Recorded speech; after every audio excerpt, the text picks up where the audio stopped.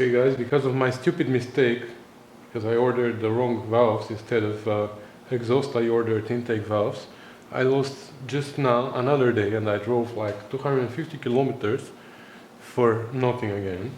Because instead of ordering them now and waiting 5 days for the exhaust valves, I decided to go and check in 2 stores that are local here, and I wanted to buy them directly, even though they would be more expensive, but at least I was gonna save the situation and keep working on my engine. But what happened is I went to the first store and they told me that they have to order it and they don't have them on stock, which is fine. So I said, okay, I can order them myself if I want to. So I went to the second store and they told me there, oh, for this year, for this engine, for the 1296, there are 2 different exhaust valves, 2 sizes. Do you know your size? I said, no, I don't know my size, but as far as I know, there's only one size of valve for this year. And they told me, no, there are 2 different sizes, so you have to bring your old valve. Alright, so that store is like 60 kilometers away from here. So I came back to the shop, I grabbed my valve, and I checked in the meantime in the catalog, and clearly says here, for this year and for this engine, from 67 Mark III to 1980, it is only one valve, exhaust valve 1.172. And I measured my valve. Hold on, that's in inches, in millimeters now. So it is 1.174, which is pretty close to 72. So that's my valve. The other valve, which is 1.156, is for 62 to 67 Mark 1 and 2. So it's clear, the catalog says it clear that this is my correct valve. So this whole trip was for no reason. This whole trip back and forth to the store was for no reason. So I went again with my valve, with the catalog, and I showed them, here you see the valve, the catalog is clear for this year, for this engine, for 1296, it's only one exhaust valve. And for the 1147, yeah, we have different valves, but I didn't ask for this engine, I asked for 1296. Anyway, so now we're clear. Which valves do I need? Okay, we're clear. So the guy goes to the back of the store, comes back and he says, oh, I don't have this one, I have the other one. So do you want me to order it for you? I made the whole trip back and forth for nothing, again. So I went twice to this stupid store today. So guess what? I'm not gonna say which store is that, but I'll never step there again. Even if I have to wait for 1 month for parts to come from the States. Anyway, so now I'll have to order parts. I have to order the valves again, and I have to wait for 1 more week. Yes, I know in the first place that's my mistake. I ordered the wrong valves, but really? My God. Anyways, I'm sorry. I'm being a little bit upset, but at least I got the plug so I can assemble the bottom of the engine, and then I'm gonna have to wait for the valve so I can install the head too. Anyways, so that was the story today. It's what it is. It's 2 o'clock now, and I'm just starting to work. Whatever. Okay, so at least I can assemble the bottom end. I can install the. First, I need to install the core plug. Then I'm gonna install the front engine plate, the camshaft, all the connecting rods, pistons, rings, etc. And I have work enough today, but it's a shame. I wanted to change the engine this weekend. Now for here I have 3 different gaskets. I guess they're 3 different thicknesses. So I'm gonna measure them. This one is 32 thousandths, 19 thousandths, 13 thousandths of an inch. So I have 3 different thicknesses. With these 3 different thicknesses of the gaskets, I can play with the position of the front engine plate, which affects also the position of the camshaft, because the keeper for the camshaft is attached to the front engine plate. So depending on my needs, I can use different gaskets and position the camshaft in or out so I can align the two gears of the crankshaft and on the camshaft. So what I'm going to do is I'm going to do a temporary assembly without gasket, and I will see how thick of a gasket do I need. Or maybe I should put the one with the middle thickness, that's the 19. Yeah, this is the 19 tau one. So I'm gonna put the 19 tau there.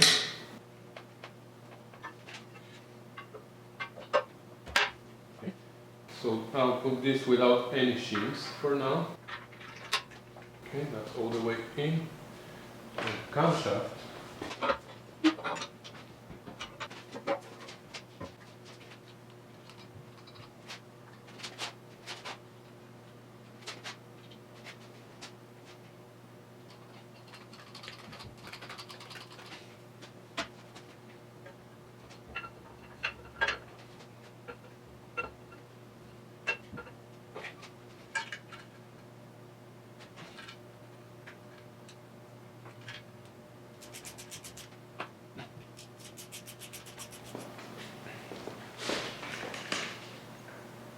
No marks as usual, whatever. We know how to time the engine without the mark, don't we?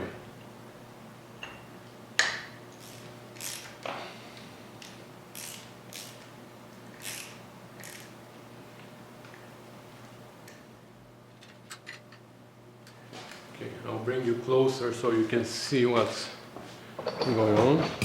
Maybe like this. Okay. And now you can see the light here. You don't see the light here at the bottom. Actually you do, but not too much. But here at the top you can see, and there's no light here. Now it touches here at the bottom, touches here, then skips the whole gear here and touches here. So this means that my crank gear is further out than this one. So I can bring this one further in, but I can bring this one out by installing the thicker gasket.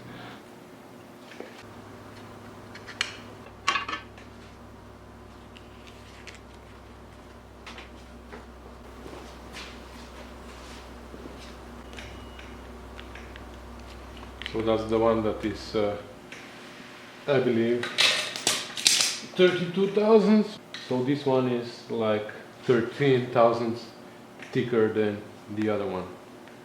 So we will see where we stand with this one.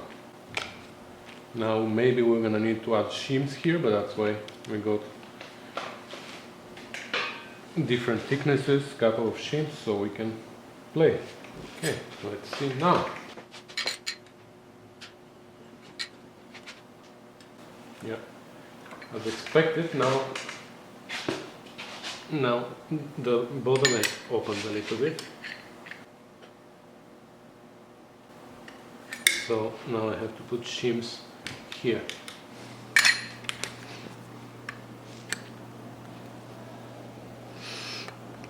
So now you see it touches here at the top end, but the bottom is a little bit open, or at least, I don't know. Or does it touch?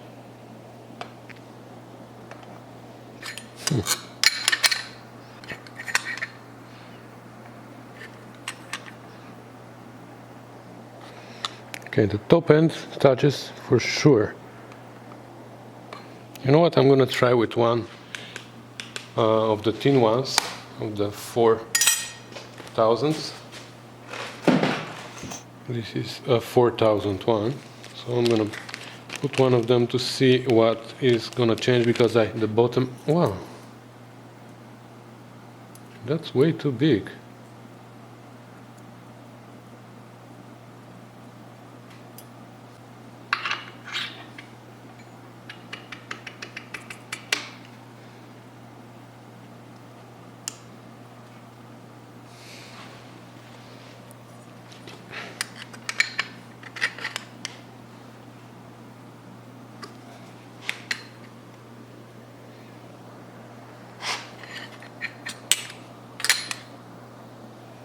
Oh yeah, that looks better to me. I don't know about you, but it looks like now there's no light traveling anywhere.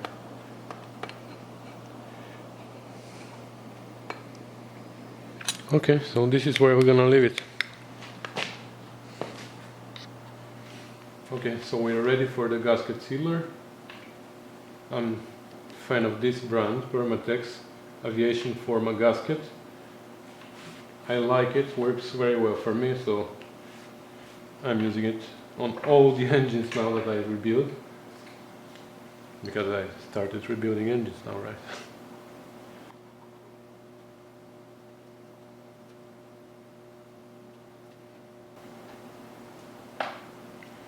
Here, because it's really important, I'm gonna put it on all surfaces, both sides of the gasket, and also on the engine plate and on this surface.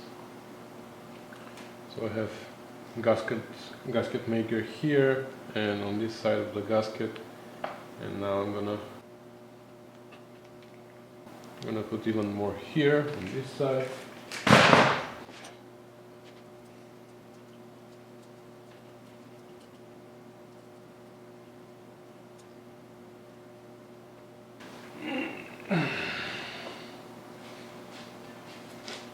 And a little bit on the engine plate.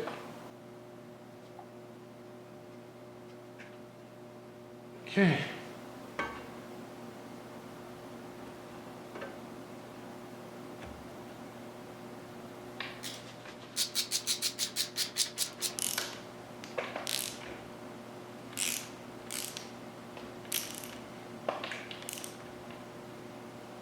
So it's time to check the rings.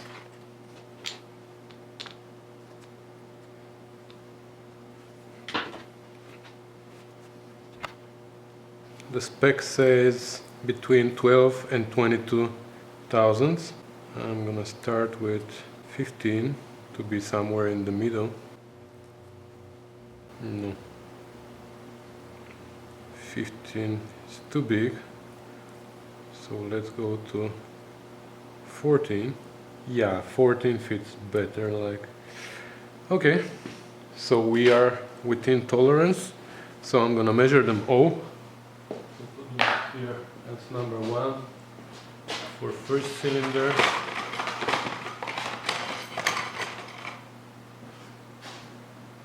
Then number 2 for first cylinder.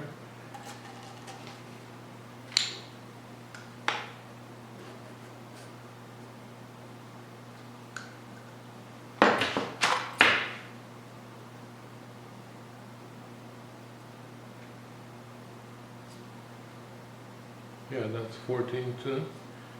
So I guess they will all be the same. But I still want to make sure. I'm gonna double check all of them. Oops. Just to make sure, you know.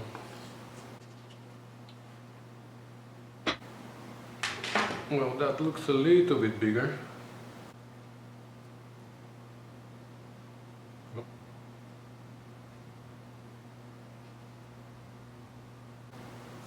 Yeah, that's like 17 or even 18 maybe. Yeah, more like 18, but it's still within tolerance. So they all measure beautifully. They are, the first and the second are around 15 thousandths of an inch gap in the cylinder, which is absolutely within the tolerance. And the oil rings measure a little bit bigger. The gap is in the 17-ish range, but still the tolerance is between 12 and 22 thousandths, so I'm perfectly good with all of them. So I'm gonna start installing them now on the pistons. That's our one.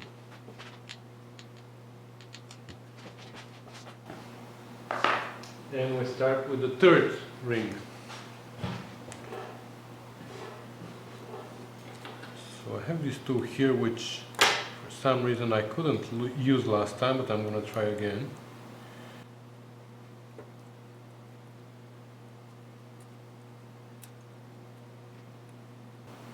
For some reason it doesn't work very well for me, so I'm gonna do it all by hand. So first we put one of the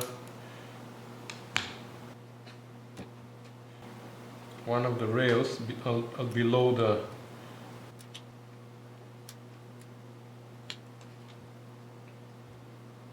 so we put it like that, below the groove.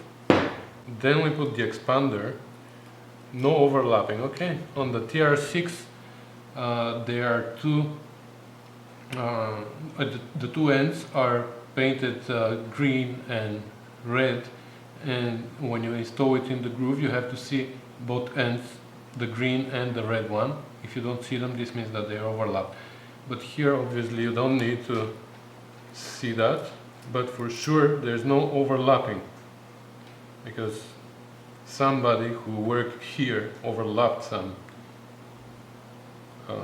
the two ends of the rail of the expander on one of the TR4 engines here that we rebuilt. Anyways, so after it is in the groove, just slide the the rail in like that, and then the other rail can go on the other side. Now I'm gonna stagger them later, but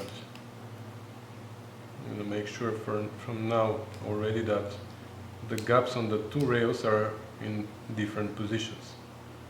Okay, so one is here, and the other one I'm gonna send all the way to the other end. Okay, so the oil ring is inside. Then we go to the second one. Make sure that the part with the dot is on the top. Here, that's on the top. Let me try this one with the tool.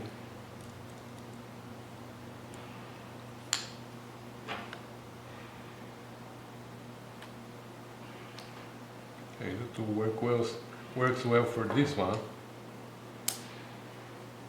Okay.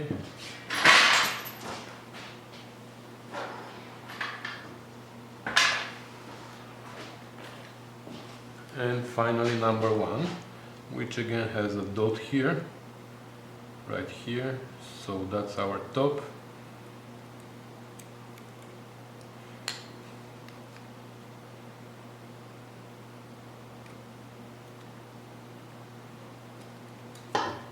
And number one is assembled.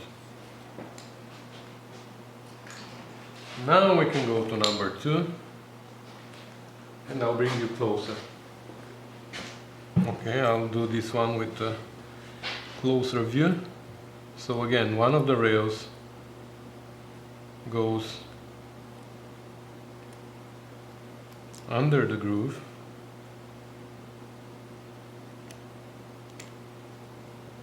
like that. Then we put the expander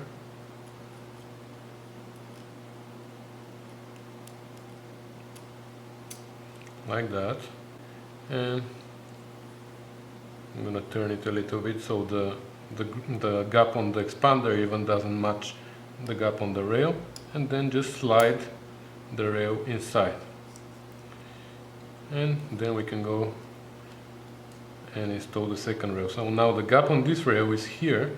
I'm gonna turn it all the way to the bottom, and I'm gonna install the other one. Now this can go right in the groove.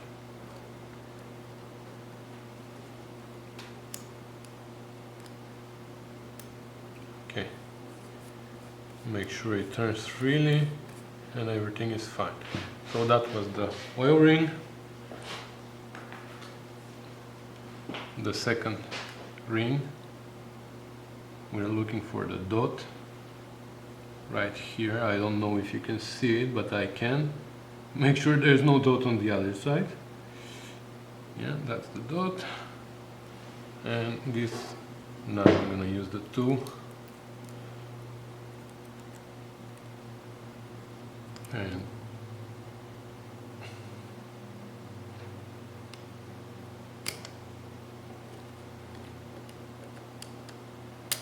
it in. Okay, and number 1 ring, again double check which is the side with the dot, which is this one.